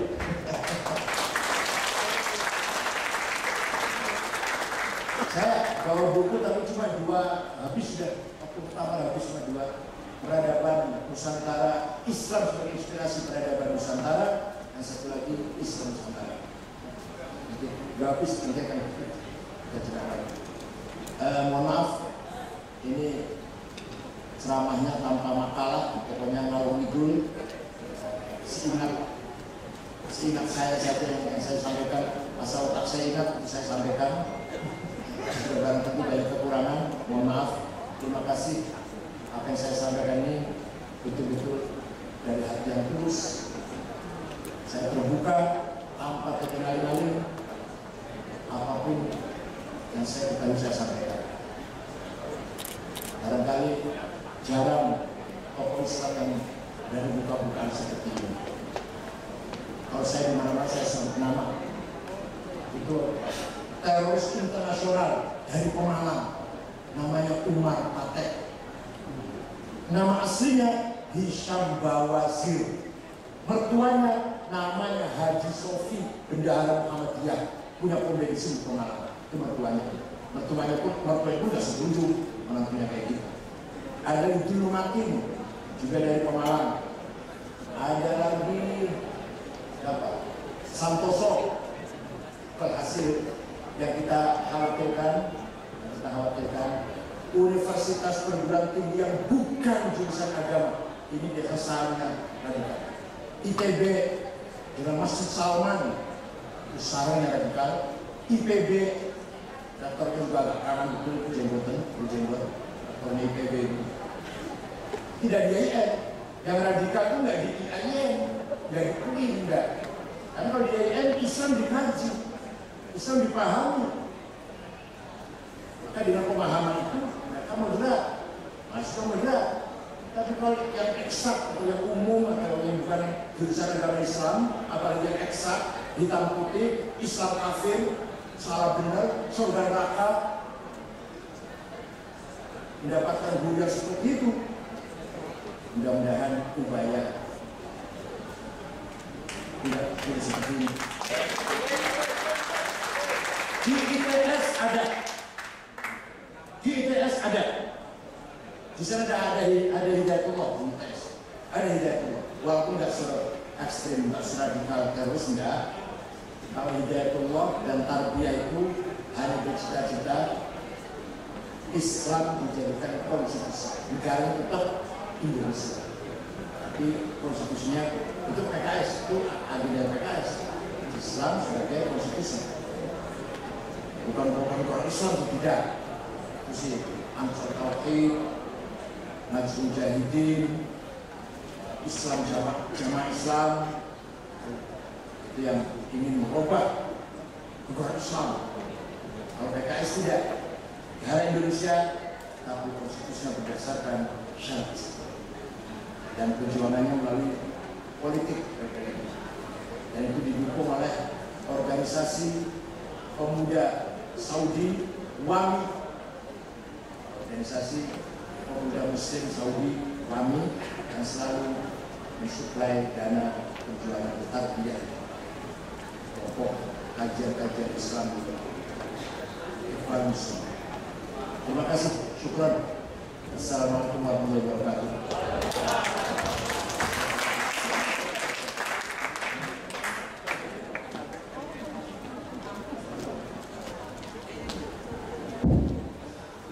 Baik Bapak sekalian, jadi saya berkenan ada diskusi sampai setengah 12. Dalam paparan panjang tadi saya mencatat Kiai Said itu menyebut sejumlah nama. Ada Kiai Subakir, ada Cengho, ada Joyoboyo. Nama-nama ini mencerminkan perbedaan identitas, etnis, ras. Nyebut ada agama Islam, ada agama Hindu, nyebut pekerjaan, pedagang, pesisir, kemudian pindah ke pedalaman. Tapi semua perbedaan itu tidak menjadi kendala untuk persahabatan. Islam agama berkembang melalui proses persahabatan Islam yang lama. Bahkan tadi ditegaskan yang majemuk bisa damai, yang bangsa-bangsa yang lebih homogen tidak selalu lebih damai. Berarti untuk membangun perdamaian sebenarnya tidak pernah mensyaratkan keseragaman. Keanekaragaman ternyata justru menjadi kekuatan membangun perdamaian. Disebut Islam, agama bisa menjadi faktor konstruktif dalam membangun budaya. Tidak pernah membuang budaya, yang dibuang ke Laut Selatan tadi setannya. Budayanya dibangun, kuat, jadi kekuatan yang konstruktif. Jadi agama-agama bisa menjadi kekuatan konstruktif dalam membangun budaya bersama. Dan NU adalah organisasi yang mengembangkan spirit itu. Walaupun kita sadari di bagian belakang dikatakan tidak berarti tidak ada tantangannya. Tantangannya cukup banyak. Bukan untuk dimusuhi, dipahami dan diwaspadai kalau istilahnya. Karena dari awal dulu perbedaan dia ditolak sedemikian rupa, dan sebelumnya juga ada contoh yang disebut-sebut tadi juga pernah berdampingan secara damai di Pasuruan, di kota-kota.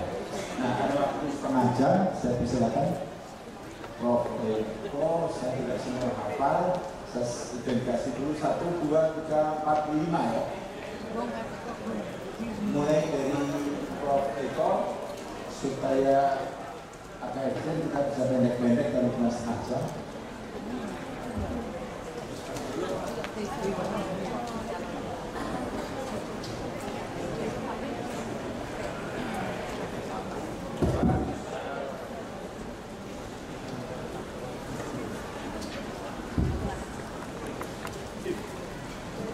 Mau apa pendek-pendek aja? Bismillahirrahmanirrahim. Assalamualaikum warahmatullahi wabarakatuh.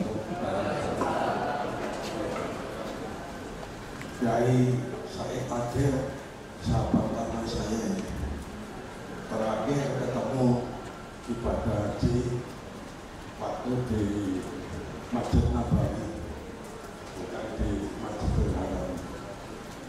Bapak bersama Ibu, berkat bimbingan Bapak dulu, saya sempat menjadi bersama Bapak dan Ibu Rositanur mendirikan forum komunikasi kesatuan bangsa, kelanjutan dari Bakom PKB. Ternyata banyak suka dukanya, Pak. Akhirnya, Pak, berkat bimbingan Bapak juga, saya sempat menjadi Wakil Ketua Umum Pembina Imam Toib Islam Pusat di Ayamuru, 6 tahun. Tapi tetap sebagai Dewan Pembina Masjid Cengho seluruh Indonesia, Pak, sampai sekarang, Pak. Nah, berdasar pengalaman itu Pak, saya sampai hari ini masih tercatat di Bakas Pempol Jawa Timur Pak, sebagai Wakil Ketua Forum Kewaspadaan Dini Masyarakat dan Forum Pembauran Kebangsaan berkat bimbingan berdasarkan pengalaman empiris saya Pak, ternyata di Surabaya Pak pernah terjadi Pak, ada teman-teman dari gereja Katolik itu membangun gereja Pak, belum sampai jadi Pak, di stop karena di sebelahnya Pak, mohon maaf Pak, dibangun Masjid Agung Surabaya. Empiris Pak. Loh, kenapa yang gereja Katolik bangun dulu kok disuruh berhenti Pak? Padahal kan ada SKB 3 Menteri, jelas itu melanggar. Nah, oleh karena itu Pak, saya bersama Romo Tondo diutus untuk ikut salah satu menyelesaikan. Wah, sulitnya bukan main, meskipun sudah ada SKB 3 Menteri. Akhirnya Pak, fakta Pak, setelah Vatikan turun tangan Pak, barulah lancar sampai hari ini. Nah, berikutnya Pak, empiris lagi Pak. Tadi ada katanya revolusi mental Pak. Saya diminta menjadi saksi ahli Pak, mantan Menteri Agama, namanya mirip dengan Bapak. Saya panggil bukan Sirot, Husein Al-Munawar. Korupsinya itu 1 triliun lebih. Saya saksi ahli Pak, diteror habis-habisan, tetapi saya dilindungi oleh polisi karena waktu itu yang minta Pak Darman Supanji Pak, masih Intas Tipikor, belum KPK 2004. Nah, dalam kesaksian saya Pak, mohon maaf Pak, saya diteror habis-habisan oleh pengacara dan saya panggil Husein Al-Munawar. Salah satunya Pak, saya diundang-undang, majetmu itu yang bantu kan saya 100 juta, betul Pak, yang teken saya, kwitansi kan saya. Tapi Pak, tidak untuk bangun masjid, tapi saya bangunkan pagernya masjid. Kalau itu diundang-undang karena uang korupsi, jangan bongkar masjid saya, bongkar pagernya saja. Nah, KO. Nah, kemudian Pak, katanya 600 miliar sekian, permintaannya Bu Mega dan Pak Taufik Dimas untuk memberangkatkan teman-teman organisasi partai benderanya merah itu. Nah, yang bisa masih Islam itu adalah untuk keluarganya Hamzahas, Wakil Presiden. Mohon bisa diringkas Pak. Ya. Lalu mantan Menteri Agama, waktu itu jabatannya kan kok bisa korupsi, mentalnya di mana? Sekarang disusul Pak Surya Dharma juga Menteri Agama, kan susah nih Pak. Mental yang mana yang bawa bina kita bina? Nah, berikutnya lagi Pak, berdasarkan kesaksian saya Pak, saya dipanggil Pak Hamzahas Pak, dan dihadapkan Bu Mega, saya diberi 3 proyek Pak, merancang undang-undang kewarganegaraan, administrasi kependudukan, dan anti diskriminasi. Yang 2 lancar, yang anti diskriminasi Bapak mungkin dengar, diganjel habis-habisan oleh salah satu yang namanya Majelis Ulama titik-titik, sorry fakta. Tapi saya tidak mau konyol Pak, saya serahkan teman-teman yang sekarang juga menjadi Menteri Agama, Lukman Hakim, Saifuddin, teman kita P3 waktu itu. Lalu Effendi Koweri Pak, dari PKB, sekarang pindah. Ternyata Pak, kita yang beritikat baik Pak, mengapa masih ada ganjelan soal anti diskriminasi Pak? Empiris Pak, bukan katanya orang Pak. Ya. Terakhir Pak, yang soal mental lagi Pak. Mengapa kalau kita sudah membina mental seluruh umat Islam di Indonesia, Pak, kok masih ada yang ikut nyebrang ke ISIS itu? Saya yakin itu bukan oknum Pak. Ada yang mengorganisir Pak. Karena jumlahnya kan ratusan. Menurut informasi kan sudah 1.500 sekian. Terima kasih Pak. Dan mohon maaf kalau ada kesalahan. Wassalamualaikum warahmatullahi wabarakatuh. Ya, terima kasih. Assalamualaikum warahmatullahi wabarakatuh. Alhamdulillah kesempatan yang luar biasa bagi saya bisa mengikuti kuliah dan diskusi dan bertemu langsung dengan Pak Yai Said Agil Siraj ini. Begini Pak, kalau tadi saya menyimak dari paparan yang panjenengan sampaikan tadi, sepertinya Islam Nusantara ini muncul karena Islam tidak bisa terlepas dari budaya. Mungkin itu. Nah, nanti mau penjelasannya. Apakah ada kaitannya dengan Islamisasi Pulau Jawa pada waktu itu sehingga panjenengan mencetuskan Islam Nusantara? Satu. Yang kedua, ketika Islam Nusantara ini muncul, berbagai macam kalangan, bahkan bukan kalangan orang-orang yang kelas bawah, bahkan yang profesor, doktor, bahkan yang kiai, dan sebagainya, itu menghujat seolah-olah panjenengan ini sebagai pencetus al-jamaah Islam Nusantara yang sesat, begitu. Yang ingin saya tanyakan adalah bagaimana panjenengan menyikapi atau menjelaskan, atau mungkin mereka tidak paham terhadap apa yang panjenengan sampaikan. Itu aja mungkin yang bisa saya sampaikan. Terima kasih. Assalamualaikum warahmatullahi wabarakatuh.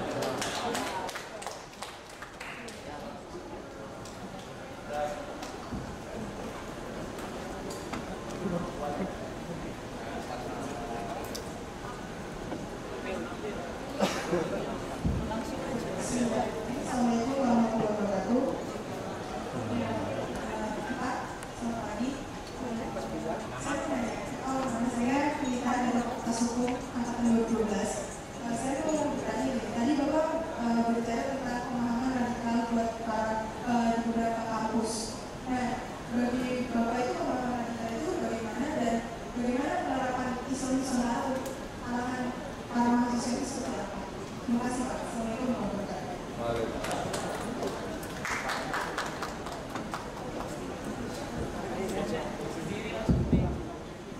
Assalamualaikum warahmatullahi wabarakatuh.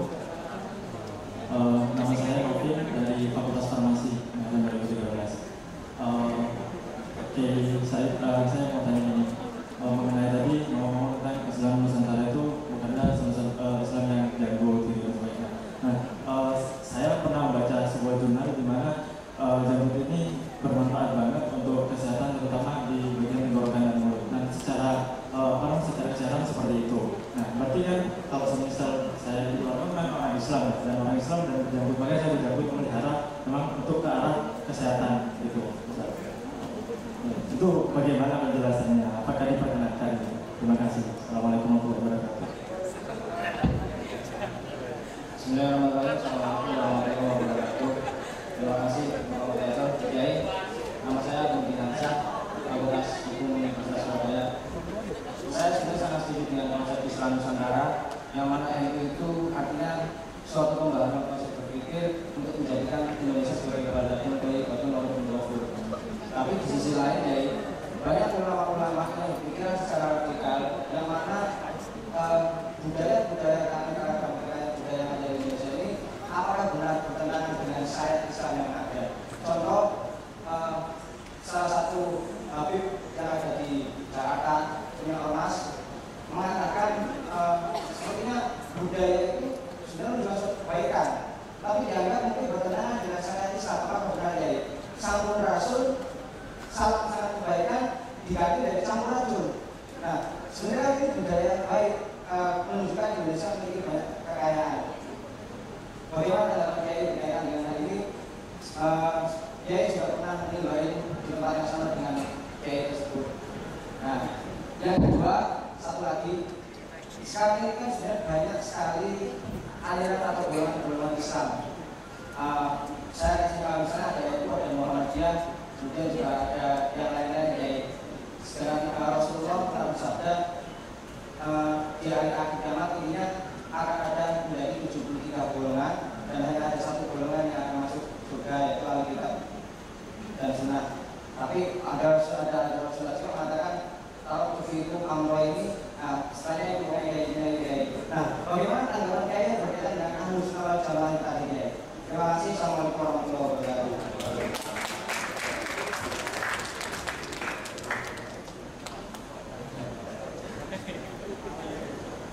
Terima kasih Pak Eko. Yang namanya mental itu nggak ada kaitan dengan agama sebenarnya. Kalau orang Islam itu mundur terbelakang, bukan karena Islam. Kalau orang Eropa itu maju, bukan karena Islam. Agama sebagai nilai-nilai universal, itu dari akhirat, kemudian menjadi ajaran, menjadi doktrin, melahirkan komunitas, umat, komunitas. Tapi tidak mengalami berapa tahun degradasi, menjadi universal, menjadi ajaran, menjadi doktrin, melahirkan komunitas, terakhir menjadi dagangan dan komoditi terakhir menjualan surga, mesti jualan, jualan, semua jualan bakso. Jadi ketika kita menilai seorang, saya harap jangan melihat agamanya. Tidak ada kaitannya mengapa kita mundur. Berkali kita orang Islam ya karena mental kita yang rusak, karena kita tidak disiplin, karena kita tidak menyiapkan SDM yang berkualitas. Mengapa Eropa maju? Bukan karena Kristen, bukan ya, karena orangnya disiplin, ulet, tekun, dan seterusnya.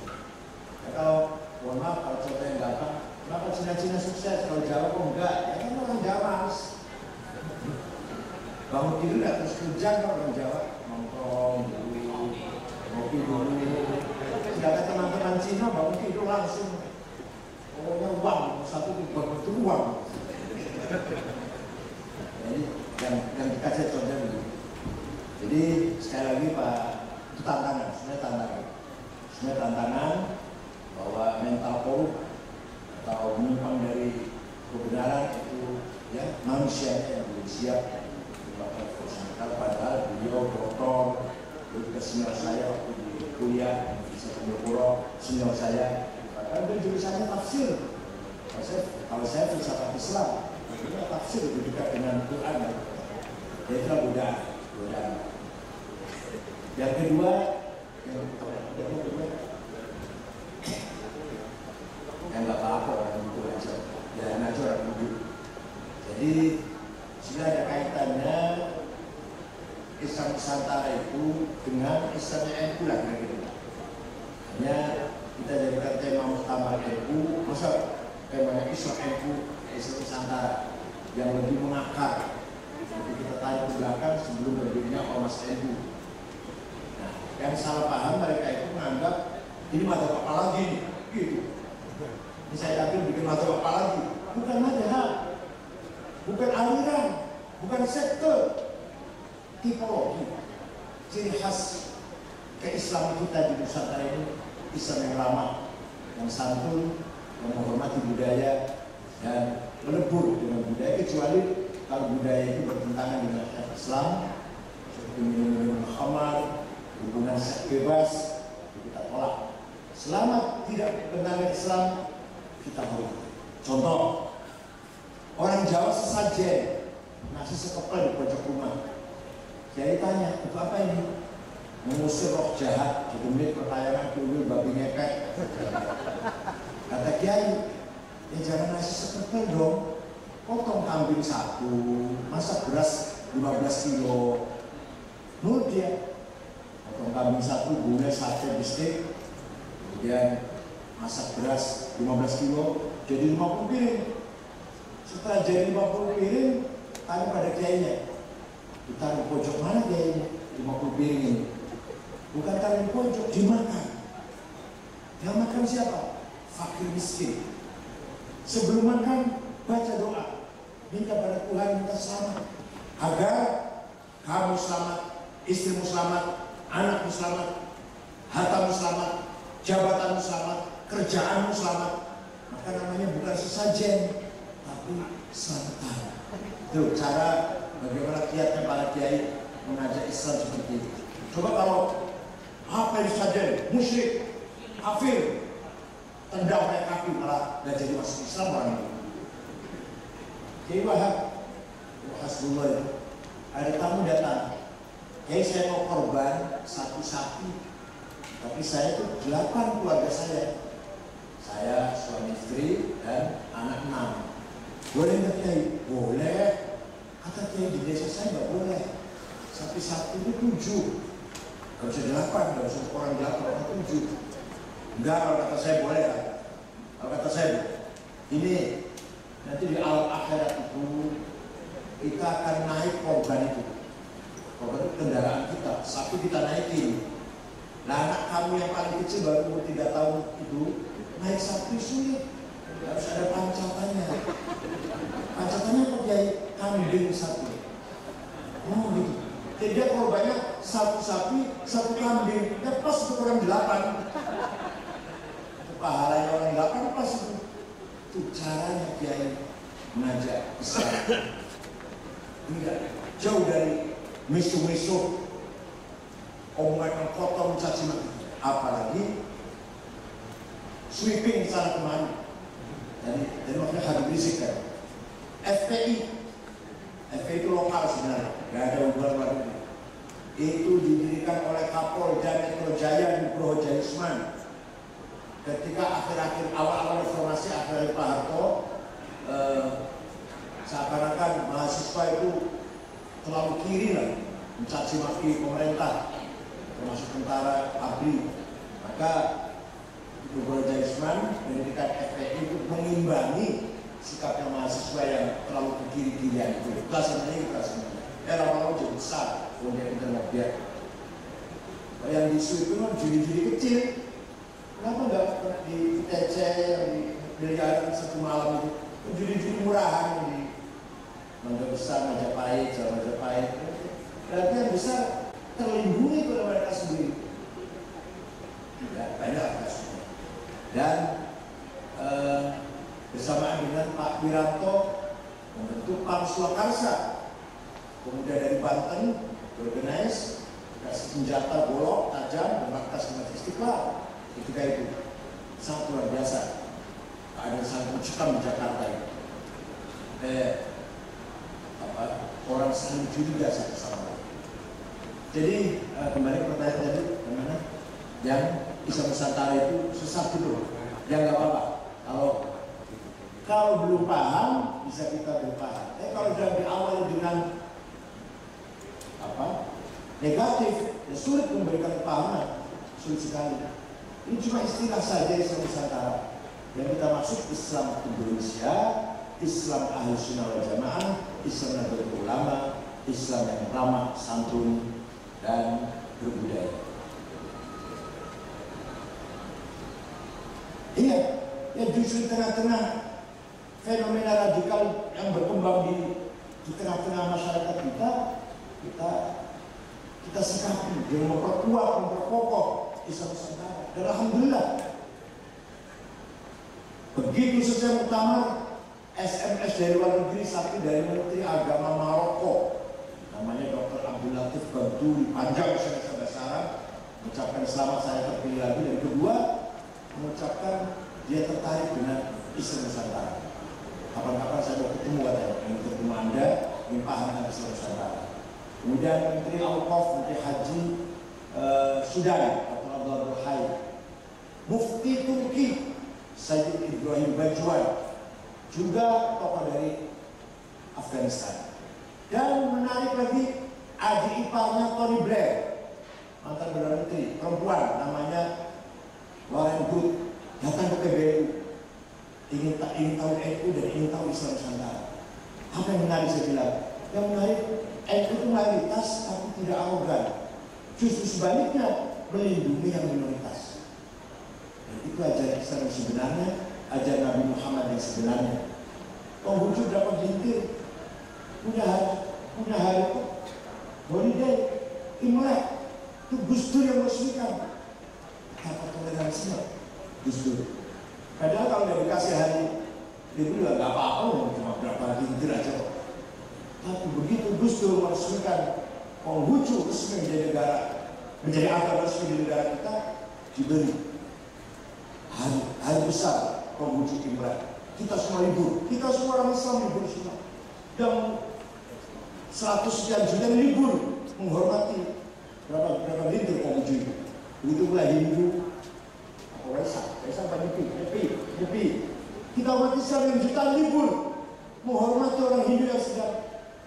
Ini tidak ada di Prancis. Di Prancis Islam 5%. Jangankan hari besar, Idul Adha, Idul Fitri aja nggak ada. Di Amerika 3% umat Islam. Nggak ada penghormatannya. Di kita, Konghucu berapa lintir, Hindu, Buddha berapa persen, masing-masing memiliki hari besar. Dan kita umat Islam yang jutaan libur ikut menghormati hari sucinya, perayaan sucinya, hari besar Konghucu. Dan Katolik Kristen agak banyak lah jumlahnya, itu pantas lah. Ini yang hanya segelintir orang umat Islam ikut-ikut libur juga. Betapa Islam Nusantara, Islam yang sangat-sangat kuat dari pertahanan. Ada kitabnya Mas, saya nggak ngomong ngawur. Ada bukunya, Mas Arab, karangan Abdurrahman Ibnu Jauzi. Jadi diterangkan di antara tanda-tanda orang itu dungu, berjenggot panjang. Semakin panjang jenggotnya, semakin bertambah dungunya. Ya, ada bukunya, kita saya bawa, ada. Malah kayak banyak yang belum tahu kita saya kasih semua. Oh, mulai itu bukan ngawur, bukan ngarang, tapi saya ada baca kitab itu. Dan yang berpendapat seperti itu tabi'in, generasi setelah sahabat. Setelah sahabat Nabi namanya generasi lain, namanya tabi'in, muridnya sahabat. Ibnu Sirin wafat tahun 110 Hijriah, berpendapat seperti itu. Qais bin Ahnaf juga wafat sekitar tahun itu. Tabi'in generasi awal Islam, berpendapat seperti itu. Semakin panjang jenggotnya, semakin hilang kecerdasan. Tanda-tanda orang dulu dedel orang berjenggot. Banyak orang cerdas yang berjenggot. Gus Dur, Arafat Fajin, ya berjenggot. Kalau berjenggot sedikit saja lah. Ya, kalau tokoh Islam di dunia ya Syekh Yusuf Qaradawi, Syekh Muhammad Maliki, atau Pak Quraish Shihab. Kalau semakin panjang itu semakin pamer, semakin apa? Inilah yang paling Islam, yang paling seperti Nabi Muhammad berjenggot. Karena Nabi sendiri jenggotnya aku tidak lebih dari 1 genggam. Nabi itu jenggotnya tidak lebih dari 1 genggam. Kalau saya segini ini, kalau Bawazir itu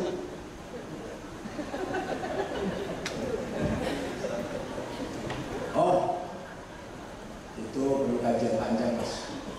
Bahwa Nabi mengatakan umat Islam akan pecah menjadi 73, panjang. Apa betul 73? Apa cuma simbol? Banyak. Disebut 73 itu simbol pecah banyak. Memang buktinya banyak dari 73. Satu, kedua, hadis itu adanya di Tirmidzi. Hadis nomor 1 Bukhari, Muslim, Abu Dawud. Itu hadis ranking nomor 4. Artinya perawinya ranking nomor 4. Kemudian ada lagi yang saya baca, Imam Ghazali mengatakan semuanya masuk surga kecuali 1. Kalau yang kita kenal kan kiai-kiai mengatakan semuanya masuk neraka kecuali 1.